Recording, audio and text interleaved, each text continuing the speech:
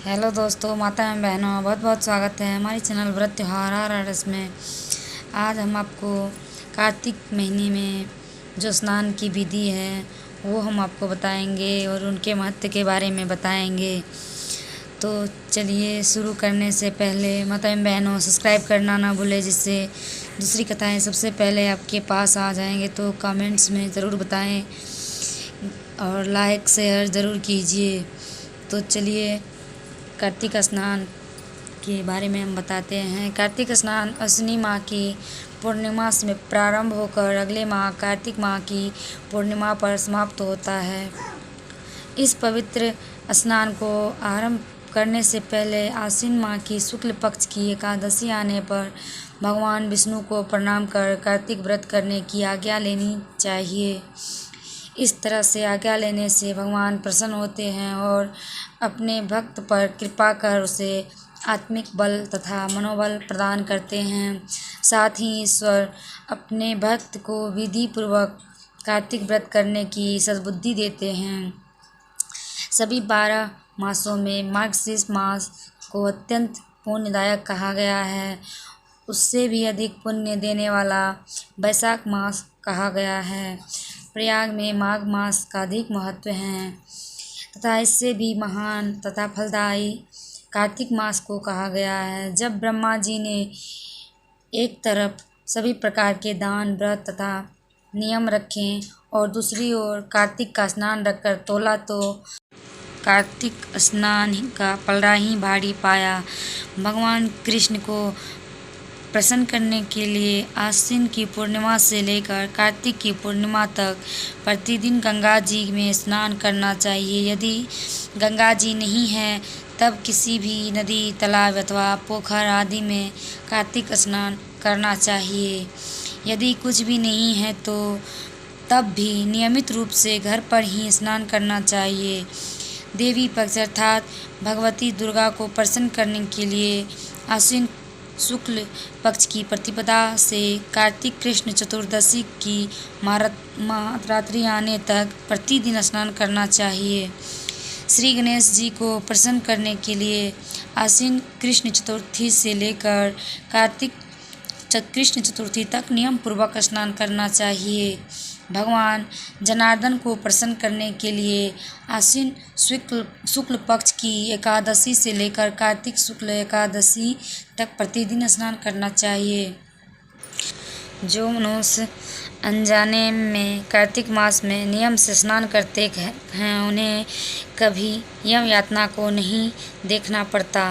अनजाने में जो व्यक्ति कार्तिक मास में तुलसी के पौधे के नीचे राधा कृष्ण की मूर्ति रखकर पूरे भाव के साथ पूजा करनी चाहिए। यदि आंवले का पेड़ है तब भी उसके नीचे भी राधा कृष्ण की मूर्ति रखकर पूरे श्रद्धा भाव से पूजन करना चाहिए। विधि पूर्वक स्नान करने के लिए जब 2 घड़ी रात बाकी बच जाए तब तुलसी की मिट्टी, वस्त्र और कलश लेकर जलाशय या गंगा तट तथा पवित्र नदी के किनारे जाकर पैर धोने चाहिए तथा गंगा जी के साथ अन्य पवित्र नदियों का ध्यान करते हुए विष्णु, शिव आदि देवताओं का ध्यान करना चाहिए।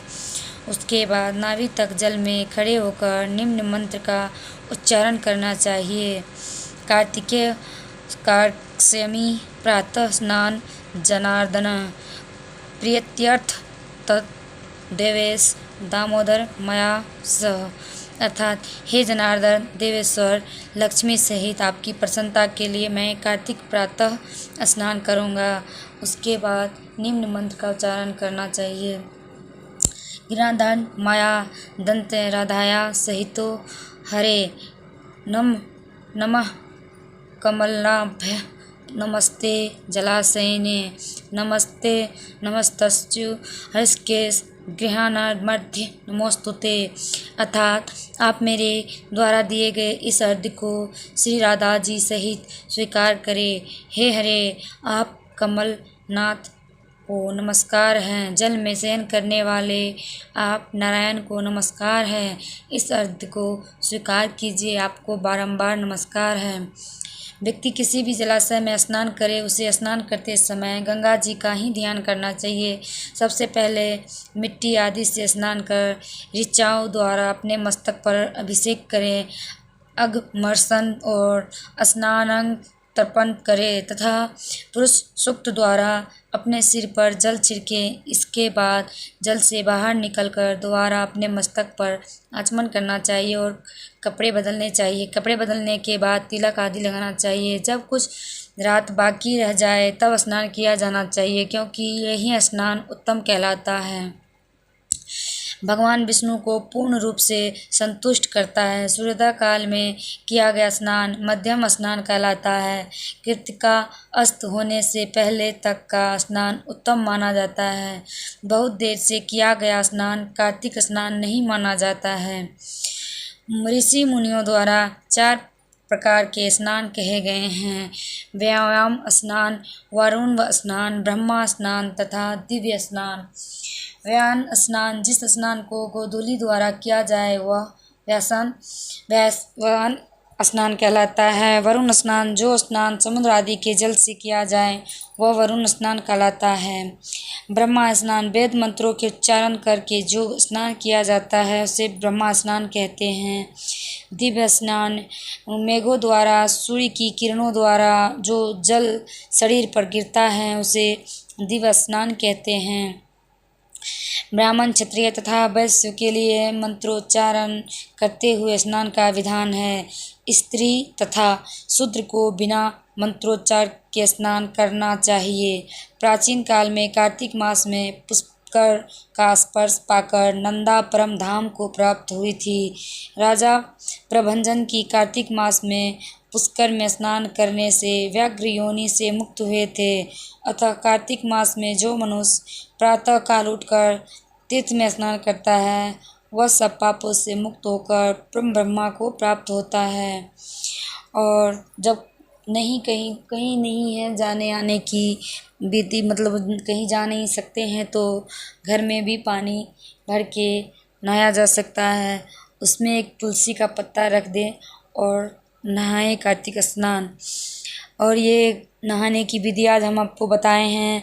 और कार्तिक महीने में 30 कथाएँ आती हैं, वो सारे जितने दिन कार्तिक मास की कथा होती है वो सारी कथाएँ हम आपके पास भेजते रहेंगे। तो सब्सक्राइब, लाइक, कमेंट्स ज़रूर कीजिएगा। धन्यवाद। धन्यवाद। जय तुलसी माता, जय तुलसी माता।